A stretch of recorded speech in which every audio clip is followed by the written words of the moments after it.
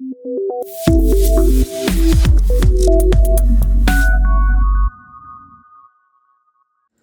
in the fourth subtask of the log file parser project, we will be working on the search logs function, which will be searching the logs based on a keyword given by the user.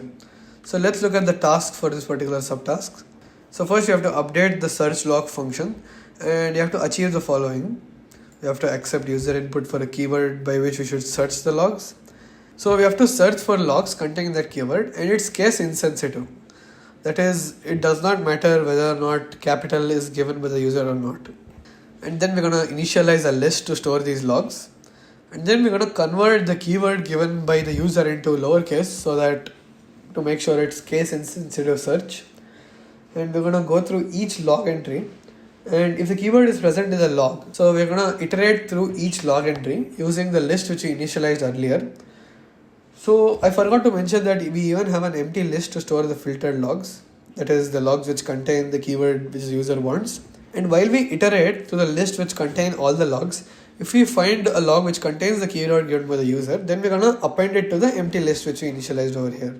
And at the end of all of this, if matching logs are found, we're going to display them under logs containing the particular keyword. And if not, we're going to tell the user, okay, no logs found containing this keyword. So I have the expected output over here. So let's look at the code. First we're going to import the modules which we want, and then we have the messages log levels list and the log file. Now let's look at the function for this particular subtask. So we have the search log function over here. So first we're going to take keyword as an input from the user, and we're going to add dot strip to it to remove it of any kind of white space it might have. So let's say the user gives space and some keyword, or else keyword and some space. So while searching, it's going to be difficult if we have a white space in between. So we're going to normalize it totally by using the dot strip function.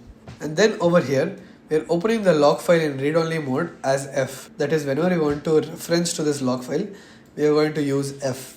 And then what we are going to do is we are going to create a list for each line present in the log file text file. So we are given f.readlines, which converts each line into a list over here. And then we're going to create an empty list which will store the filtered logs which contain the keyword given by the user. And now over here we have added the line keyword underscore lower is equal to keyword dot lower. So basically what this does is it makes sure the input given by the user is in lowercase, because we want to have a case insensitive search. So that's why we will be normalizing it to lowercase over here. And then we're going to iterate through each log present in the all logs list, which contains all the logs.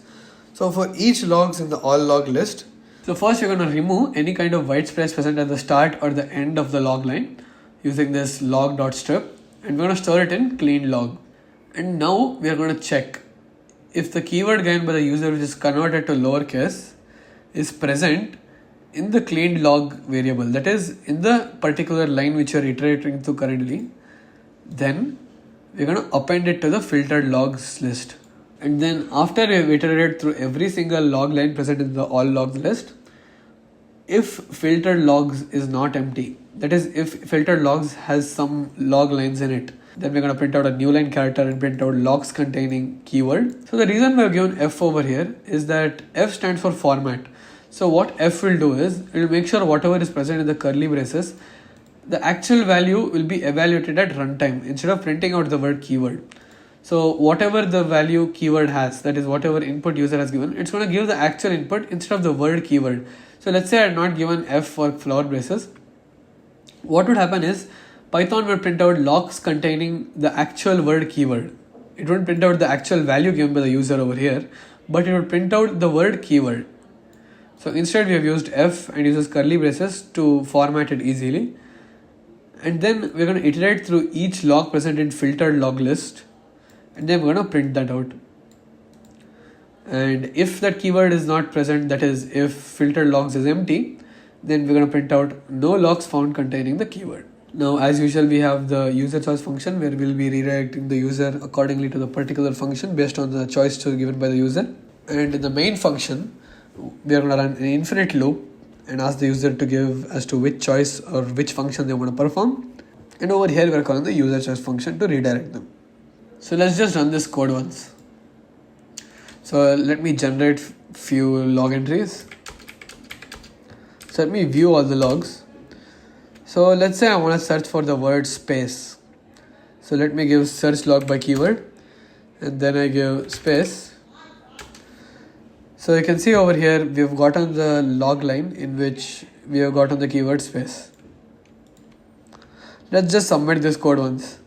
So you can see we have passed all 3 test cases. Let's move on to the next subtask.